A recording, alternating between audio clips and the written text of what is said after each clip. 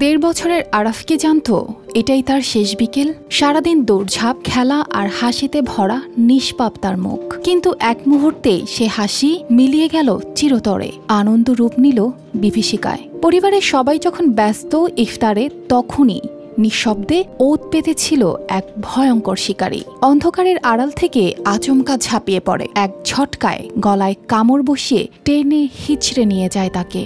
আর সেই মুহূর্তেই নিভে যায় এই ছোট্ট প্রাণের আলো। কিশোরগঞ্জের এমন ঘটনায় পুরো গ্রামে নেমে এসেছে শোকের ছায়া। সেদিন সন্ধ্যাতেও সবার সাথে বসে ইফতার করছিল ছোট্ট আরাফ। খাবার শেষে অন্যদের ব্যস্ততা বাড়তেই সে একাই বাড়ির উঠোনে চলে আসে, হয়তো খেলতে, হয়তো নিছক কৌতূহল থেকে। কিন্তু ঠিক তখনই ঘটে যায় মর্মান্তিক এক ঘটনা। কারো নজর না থাকায় একটি শিয়াল লুকিয়ে আসে অন্ধকার থেকে। মুহূর্তের মধ্যে আরাফকে গলায় কামড় দিয়ে টেনে নিয়ে যায়। বাড়ির ভেতর ব্যস্ত থাকা কেউ বুঝতেই পারেনি কি ঘটছে। বড় আপু বলতেছে যে ছেলেরে আনছিস কিনা, ছেলে না আরাফকে আনছিস কিনা।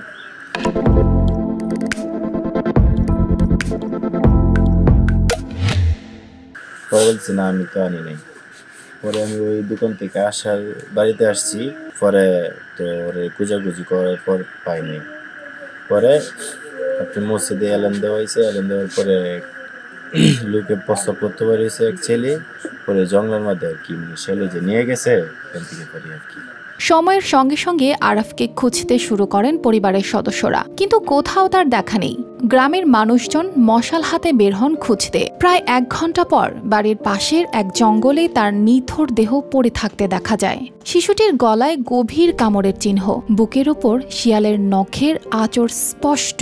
যে দেখছে সে শেলটাকে দেখতে পাইছে আর কি, যে শেল এখানে উপস্থিত ছিল আর কি। তার শব্দ শুনে শেল এখান থেকে চলে গেছে আর কি।